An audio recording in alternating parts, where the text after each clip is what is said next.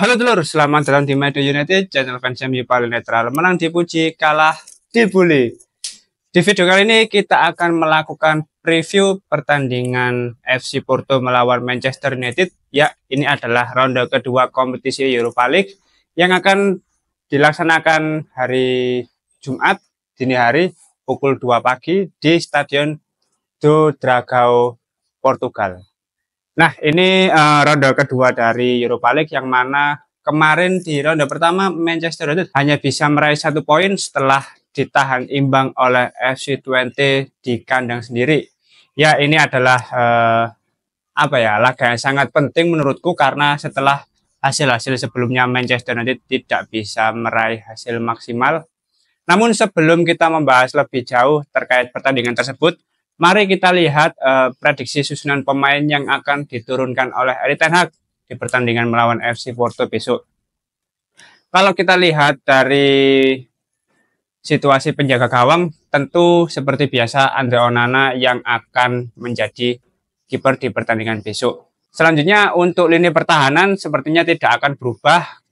Tetap untuk back tengah ada Matthijs de Ligt dan Lisandro Martinez. Ya meskipun di pertandingan sebelumnya Matthijs de Ligt ini dari beberapa pertandingan mulai terlihat ya kekurangan dari Matthijs de Ligt ini ketika pada masa transisi. Ya bukan Matthijs de Ligt sih, menurutku secara keseluruhan.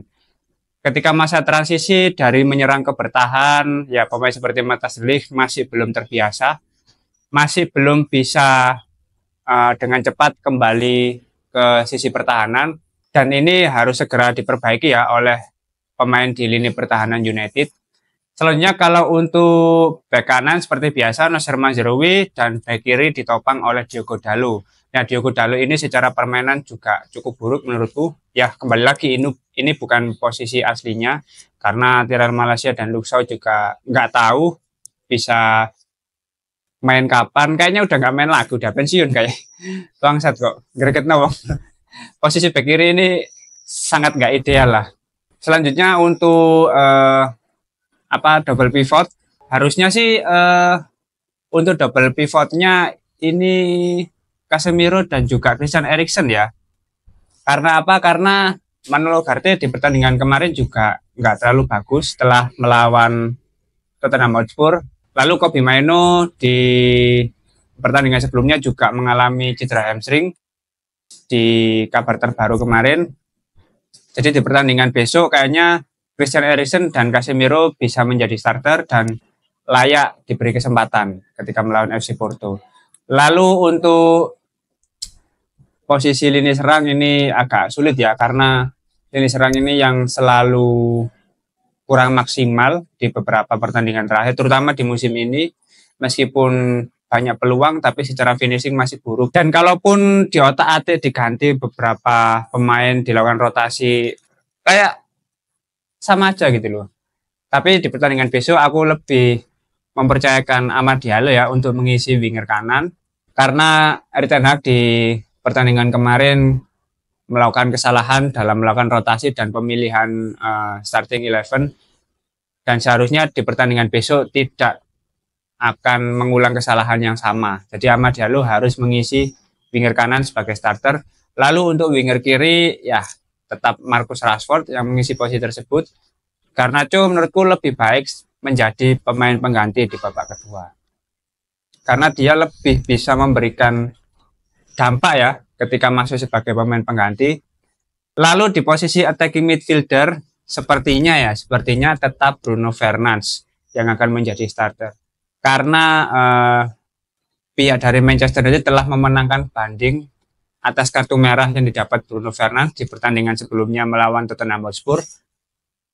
Dan sudah dikonfirmasi bahwa dia akan tersedia di pertandingan berikutnya. Nah otomatis Erik ten Hag tentu akan tetap mempercayakan posisi tersebut kepada Bruno Fernandes. Ya meskipun secara penampilan dia masih jelek di musim ini, harusnya kalau misalkan dia masih diberi kesempatan, ya mbok yo kasih performa yang terbaik gitu loh. Tunjukkan kepada semua orang kalau memang Bruno ini masih Bruno yang kita kenal selama ini, Bruno yang bisa memberikan umpan-umpan cantik, asis-asis yang ya keren lah.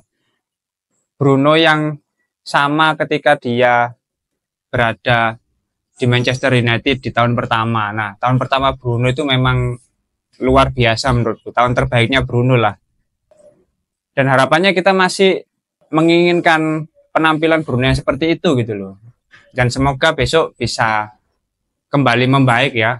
Akan menjadi titik balik bagi Bruno Fernandes. Ya kalaupun enggak ya gimana Cuk, ini kan udah kompetisi jalan terus ya, masa enggak berubah-berubah gitu loh.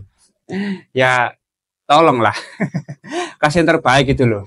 Terus habis itu untuk striker utama di lini serang United, Rasmus Højlund lah. Kasih kesempatan ke Rasmus Højlund untuk menjadi starter. Kayaknya dia ini masih membutuhkan tambahan menit bermain gitu loh, untuk mengembalikan kepercayaan dirinya, untuk mempertajam instingnya dalam mencetak gol gitu loh. Jadi harusnya kalaupun di Premier League dia masih agak kesulitan, ya di kompetisi Europa League ini bisa dikasih kesempatan lebih gitu loh. Karena ya gimana ya, kalaupun Erik ten Hag kebingungan mau masukkan siapa sebagai starter di posisi striker, ya masukkan dua-duanya aja nggak apa-apa, ganti formasi. Karena menurutku untuk formasi 4-2-3-1 yang selalu diterapkan oleh Erik ten Hag kayaknya masih kesulitan gitu loh diterapkan oleh para pemain dengan komposisi pemain yang ada. Kayak bagus satu pertandingan, besoknya enggak, 2 kali pertandingan buruk gitu terus siklusnya. Ini karena ada 2 striker muda, kembalikan aja kayak era Sir Alex gitu loh, formasi 4-4-2, formasi klasik Manchester United gitu loh. Mainkan 2 striker, apa Joshua Zirkzee dan Rasmus Højlund. Coba aja.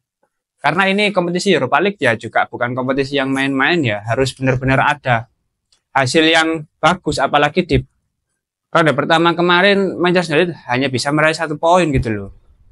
Di kandang sendiri pula melawan FC20, klub dari Eredivisie. Dan di pertandingan ini, ronde kedua, ini menurutku akan lebih sulit karena yang dilawan adalah FC Porto. Yang mana kalau kita lihat di masing-masing klub, di 5 pertandingan terakhir, FC Porto ini meraih 3 kemenangan dan 2 kekalahan. Yang mana salah satu kekalahan ini ketika melawan Bodo Glimt. Nah, Bodo Glimt ini adalah klub yang akan dilawan oleh Manchester United juga ya di fase-fase awal ini nanti, dan kalahnya pun 3-2 gitu loh FC Porto. Jadi ini cukup mengindikasikan bahwa Bodo Glimt ini juga memiliki kualitas dan tidak bisa diremehkan. Kelak nanti ketika akan melawan Manchester United harus memiliki persiapan yang lebih matang ya. FC Porto ini kalau kita lihat di klasemen Liga Portugal, dia peringkat 2 loh ya, meskipun secara kualitas beda ya. Tapi maksudku di liganya sendiri dia ini cukup produktif. Dari musim ini saja hanya mengalami 1 kali kekalahan gitu loh, dengan total sementara 18 poin kalau nggak salah. Sedangkan kalau kita lihat Manchester United itu pun di 5 pertandingan terakhir di Liga dia melawan, itu pun di 5 pertandingan terakhir kekalahan lain yaitu melawan Sporting Club, yang mana untuk sementara ini di klasemen Liga dia juga juara 1 ya, dia juga peringkat 1 ya, jadi wajar lah secara kualitas tentu berbeda. Sedangkan kalau kita bandingkan dengan Manchester United di 5 pertandingan terakhir hanya meraih 2 kemenangan, 2 imbang dan 1 kekalahan. Secara statistik tentu tidak lebih baik dari FC Porto. Namun apa ya? Ini akan menjadi masalah yang serius kalau para pemain Manchester United tidak segera bangkit dari hasil yang kurang bagus ini. Bayangkan 2 pertandingan itu hanya dimenangkan, 2 kemenangan dari pertandingan ini ya ketika melawan Southampton dan Barnsley gitu loh. Yang mana menurutku ini sudah kasep lah. Ini sudah cukup lama gitu loh, dan secara kualitas pun tentu nggak lebih bagus gitu loh dari FC Porto, dua klub yang dikalahkan oleh United ini. Dan justru klub-klub yang menurutku secara kualitas bisa menjadi penentu konsistensi performa dari United justru imbang dan kalah gitu loh. Ya ampun, parah lah. Ini kalau nggak segera bangkit, asli. Terutama minggu-minggu ini dua laga yang sangat penting menurutku. Kalau misalkan nggak bisa meraih kemenangan, situasi pelatih Erik ten Hag ini benar-benar terancam ya. Dan di kompetisi Europa League, Manchester United dan juga FC Porto untuk sementara secara klasemen juga nggak berbeda jauh. Bisa kita lihat untuk Manchester United ada di peringkat 22 dengan meraih 1 poin, dan FC Porto masih belum mendapatkan poin dan goal difference-nya -1 karena kemarin ketika melawan Bodo Glimt skor akhirnya 3-2. Kalau misalkan Manchester United secara klasemen di peringkat 9 sampai 24, ini nanti akan ada babak playoff yang mana nanti harus bertanding lagi untuk memperebutkan 16 besar, dan menurutku hal seperti ini nggak boleh terjadi lah. Ini pertandingan kedua, praktis Manchester United harus bisa meraih 3 poin. Meskipun ini laga tandang dan akan menyulitkan Manchester United, tapi nggak ada alasan lah, harus menang lah. Kamu harus segera bangkit lah dari kondisi yang tidak stabil ini ya, dari performa yang masih memburuk di pertandingan sebelumnya. Selanjutnya kalau kita lihat secara head to head ya, FC Porto ini beberapa kali pernah bertanding melawan Manchester United ya, ketika di Champions League. Nah, di sini bisa kita lihat dari 4 pertandingan sebelumnya ya, secara hasil nggak berbeda jauh. 1 kali FC Porto menang, 2 kali imbang, dan 1 kali United memenangkan pertandingan. Jadi di pertandingan besok secara peluang sebetulnya masih 50-50 ya, karena kedua klub ini sama-sama memiliki peluang untuk memenangkan pertandingan. Hanya mentalitas untuk menjadi pemenang itu yang akan menjadi pembeda. Secara kualitas harusnya Manchester United lebih unggul. Tapi yang sering menjadi masalah adalah mentalitas para pemain, moral para pemain untuk meraih kemenangan, itu loh yang sulit. Dan konsistensi selama 90 menit dari para pemain United ini loh yang masih belum bisa benar-benar ditunjukkan selama jalannya pertandingan. Karena seperti biasa Manchester United itu hanya bagus di babak pertama, babak kedua jelek, ataupun sebaliknya, di babak pertama jelek, di babak kedua bagus, tiba-tiba bisa melakukan comeback. Ya kalau kayak gitu terus-menerus, kapan bisa terjamin gitu loh hasil pertandingannya. Kalaupun semangat gitu, secara finishing masih kurang oke, masih jauh lah dari kata bagus. Banyak peluang tapi nggak bisa dimaksimalkan dengan baik. Ya susah gitu loh, apalagi ini laga tandang ya, jangan sampai laga tandang ini justru pemain Manchester United ini justru turun mentalnya gitu loh. Tunjukkan, apalagi ini negara asal dari kapten kita ya, Bruno Fernandes ya. Jadi Bruno Fernandes ini kayaknya juga udah tahu situasi di liga-liga Portugal ini seperti apa, para pemainnya, klub yang akan dihadapi ini seperti apa, harusnya lebih tahu. Dan kalaupun memang benar-benar dijadikan starter, ya minta tolong kerjasamanya ya, tampil yang bagus ya secara keseluruhan, bukan cuma Bruno Fernandes tapi semua pemain harus tampil bagus. Karena selain Bruno Fernandes, Diogo Dalot juga berasal dari negara yang sama, dari Portugal. Jadi ini akan sangat penting pertandingan besok untuk Manchester United dalam meraih kemenangan. Selain untuk meraih 3 poin, Manchester United juga perlu untuk mengembalikan mentalitas, mengembalikan moral para pemain. Nah, kalau dari teman-teman sendiri, kira-kira apakah Manchester United bisa meraih kemenangan di pertandingan besok?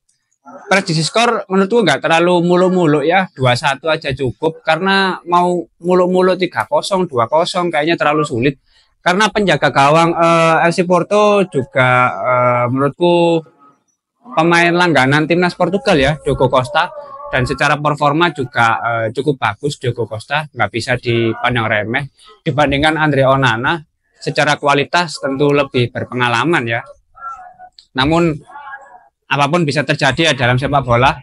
Jadi 2-1 cukup lah, atau mentok-mentok 1-0 ya oke lah, nggak apa-apa. Yang penting 3 poin dan mentalitas para pemain serta moral kepercayaan diri itu bisa segera pulih, bisa segera membaik.